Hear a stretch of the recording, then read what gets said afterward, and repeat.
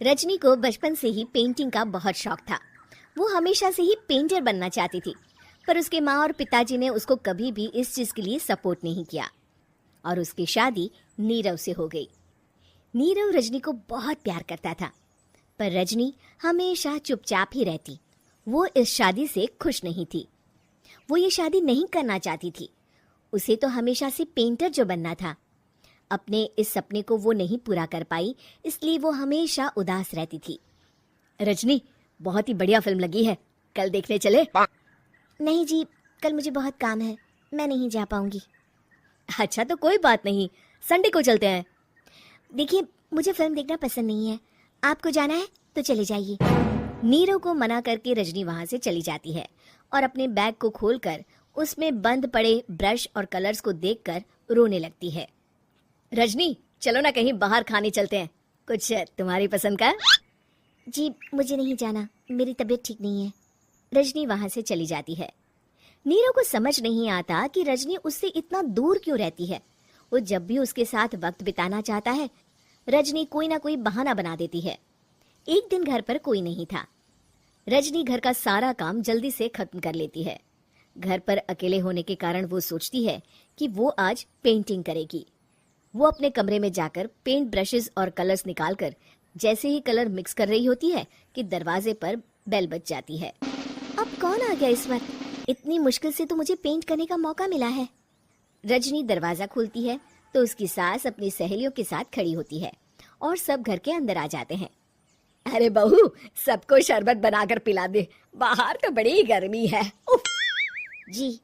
Rajni paint ना कर पाने से उदास हो जाती है।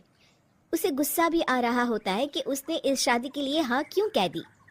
वो रसोई में जा रही होती है कि उसकी सास उसे रोकती है। बहू, सबके खाने का भी इंतजाम कर लेना, आज का लंच तो ये सब यहीं करेगी। हाँ। रजनी बिना कुछ कहे रसोई में चली जाती है। सबके लिए खाना बनाती है। सब खाना खाते हैं और रजनी घड़ी देखती है कि ये सब कब जाएंगे ताकि वो अपनी पेंटिंग कर सके। जब शाम होती है तब सब चले जाते हैं अपने घर। अरे बहू, सब तेरे खाने की तो बहुत तारीफ कर रहे थे, सबको बहुत अच्छा लगा खाना। आपको मुझे सुबह बताना चाहिए था ना कि आपकी सहेलियां आ रही हैं। पता भी है कितना वक्त लगा सारा खाना बनाने में। अरे बहू, तू ऐसे कैसे बात कर रही है मुझसे? तो और कैसे बात करूं? मैं इस घर की कोई नौकरानी नहीं हूं कि इतना काम करूंगी। रजनी अपने कमरे में जाकर दरवाजा बंद कर लेती है। शाम को जब नीरव आता है तो उसकी माँ उसे पूरी घटना के बारे में बताती है। क्या? रजनी ने आपसे इस तरह बात की माँ? हाँ, और पता नहीं उसे क्या हो गया है, शाम से बाहर भी नहीं आई है। मैंने तो कई बार आवाज दी, खाना भी नहीं खाया उसने। तू ही बात करके देख ले बेटा। नीरव अपने कमरे का दरवाजा खटखटाता है। रजनी, दरवाजा खोलो, मैं हूं। रजनी दरवाजा खोलती है और फिर वापस जाकर अपने बिस्तर पर लेट जाती है। रजनी, माँ से बात करने का ये क्या तरीका है? मैंने कोई गलत बात नहीं की है। अरे तुम क्यों ऐसे बर्ताव कर रही हो सबके साथ? क्या तुम इस शादी से खुश नहीं हो? रजनी कुछ नहीं बोलती। अरे बताओ मुझे रजनी, क्या ये शादी तुम्हारी मर्जी के खिलाफ हुई है? हाँ, मैं ये शादी कभी नहीं करना चाहती थी। तुमसे क्या, मैं किसी से भी शादी नहीं करना चाहती थी। रजनी रोने लगती है। चुप हो जाओ रजनी, बताओ मुझे, तुम क्यों नहीं करना चाहती थी शादी? रजनी बेड के नीचे से अपने पेंटिंग्स, कलर्स, ब्रश, पेपर्स निकालती है। इतने में उसकी सास भी कमरे में आ जाती है। ये देख रहे हो, ये थे मेरे सपने। मैं पेंटर बनना चाहती थी, पर माँ पापा ने कभी सपोर्ट नहीं किया और मेरी शादी करवा दी। मेरे सारे सपने टूट गए। हर वक्त बस गुस्सा आता रहता है मुझे। मैं जानती हूँ कि आप लोगों की इसमें कोई गलती नहीं है, पर मैं क्या करूँ, मुझे समझ में नहीं आता।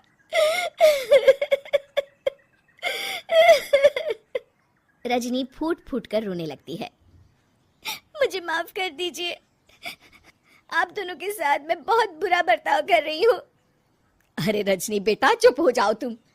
नीरव पानी लेकर आता है। ये लो पानी पियो और शांत हो जाओ। रजनी पानी पीती है और उसकी सास पेंटिंग्स देख रही होती है। अरे नीरव, हमें तो पता ही नहीं था कि हमारी बहू कलाकार है। अरे कितनी अच्छी पेंटिंग्स बनाई है देखो तो। ये वाली तो मैं अपने कमरे में ले जाऊंगी। आपको ये पेंटिंग्स अच्छी लगी? अच्छी नहीं, बहुत अच्छी लगी। और तुमने हमें बताया क्यों नहीं? तुम जब चाहे पेंटिंग कर सकती हो रजनी। हम तुम्हारे सपनों को पूरा करने में तुम्हारा पूरा साथ देंगे। हाँ बेटा, हम कला की कद्र करते हैं। हम कलाकार तो नहीं, पर मुझे गर्व है कि मेरी बहू एक कलाकार है। रजनी, नीरव और सास तीनों हंस पड़ती।